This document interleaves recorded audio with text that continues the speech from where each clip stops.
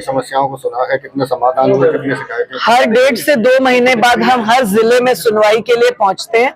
उसी संदर्भ में आज फरीदाबाद के 32 केसों की सुनवाई थी, जिसमें से 3-4 केसेस पति पत्नी का पैचअप हुआ, डिस्पोज हुए। मैं उनको बधाई देती हूँ, फ्यूचर अच्छे घर बसने की दुआएं और बधाई देती हूँ। इसी प्रकार 1-2 केसेस थे जो प्रॉपर्टी के थे, जो हम डील नहीं करते हैं, वो हमने सिविल कोर्ट में भेजे हैं कि वो कोर्ट में डील करें। इसके अतिरिक्त कुछ केसेस रिलेशनशिप के केसेस थे, जिनको हमने एक डेट और दी है ताकि हमें एक्यूरेट बात पता लग जाए।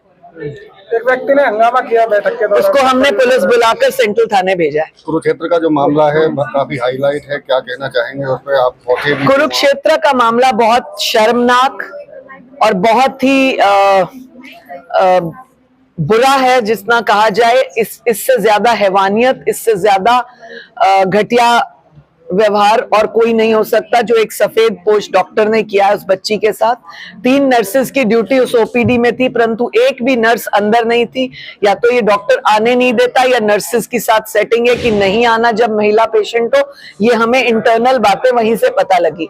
इसके अतिरिक्त उस डॉक्टर ने 4 बार, एक ही घंटे में 4 बार उस लड़की के साथ दुर्व्यवहार किया, असॉल्ट किया उसका। और उस लड़की ने हमें एक एक बात बताई, उससे पूछा घर में कौन कौन है। जब बच्ची ने कहा मेरी माँ नहीं है, तो उसने और इमोशनल उसे वो करने की कोशिश की कि तुम मुझे प्यार करो। ऑल दैट नॉनसेंस बातें जो एक बच्ची के साथ नहीं होनी चाहिए थी, वो उसने की है और उसके खिलाफ सख्त कार्रवाई होगी। आपने जो कार्रवाई की है उसको लेकर हड़ताल पर जो है वो कोई बात नहीं, इसके ऊपर चर्चा करेंगे।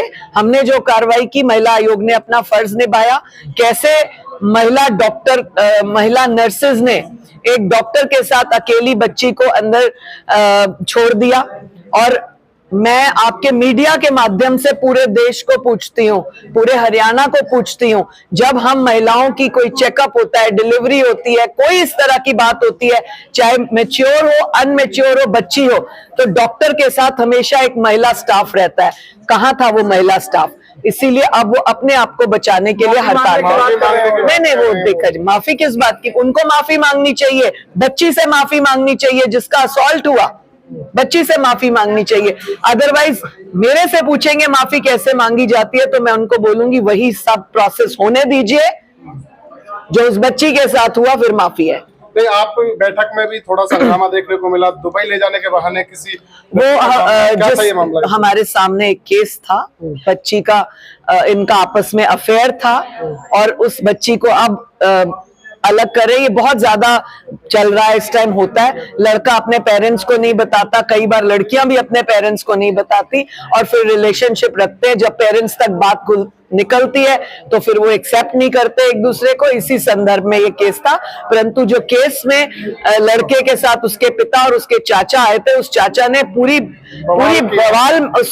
बवाल किया, और लड़की के भाई को पीठ पर थपथपा कर बोला कि देख लेंगे तुझे। वो मैंने खुद अपनी आंखों से देखा, और पूरी टीम ने हमने उसे सेंट्रल थाने भेजा है। जब तक मैं नहीं आती हूँ। एक सवाल और है, क्योंकि आपने कहा इस तरह के मामले बार बार सामने आते हैं, आप 4 साल से अध्यक्ष हैं, लगातार अभियान आपने चलाए हैं, फिजिकल असॉल्ट, फिजिकल रिलेशनशिप जो हमारा एक बहुत ही बदनुमा दाग बनता जा रहा है दिनों दिन। एक महिला आयोग की अध्यक्षा के नाते भी इसलिए कह रही हूं, क्योंकि हम जितने केसेस देखते हैं उनमें 60% केसेस लड़के लड़कियां इस तरह के लिव इन के नाम पे एक दूसरे के साथ फिजिकल वो करते हैं, और बाद में इसको 376 का नाम भी दिया जाता है, और बाद में इसको चीटिंग का नाम भी दिया जाता है। ये मामले बहुत ज्यादा हो रहे हैं, और रिलेशनशिप इनके इंस्टा पर किसी ना किसी और प्लेटफॉर्म के माध्यम से होते हैं। क्या लिव इन में कोई बदलाव होना चाहिए कानून? बिल्कुल होना चाहिए, क्योंकि ये कहीं पर भी किसी भी केस में हमने इसको बेनिफिट नहीं देखा। कानून से ऊपर कुछ नहीं, परंतु कानून में भी बदलाव हो सकते हैं। लगातार डाइवोर्स के केस सामने आते हैं, लगातार इस तरीके के मामले आप सुनवाई करते हैं। इसको लेकर आपने एक मुहिम भी चलाई थी, तेरे मेरे सपने। वो बहुत अच्छे से चल रही है पूरे देश में। लगभग 150 से अधिक तेरे मेरे सपने के वो खुल भी गए हैं। हरियाणा में भी 2 हैं, और हम इसमें और बढ़ाना चाह रहे हैं। मैं 1-2 दिन में उन महिलाओं का स्वागत करूंगी, उन महिलाओं को बुलाना चाहती हूँ, आमंत्रण करूंगी जिनकी शादी को 25 साल हो गए हैं, जो मायके में भी और ससुराल में भी जॉइंट फैमिलीज में रहते हैं, ताकि हम उनको अपने तेरे मेरे सपने के सेंटर का काउंसलिंग इंचार्ज बना सकें। जो फरीदाबाद में इसको लेकर कैंप या कुछ ऐसा धीरे धीरे हम इसको बढ़ा रहे हैं। Thank you.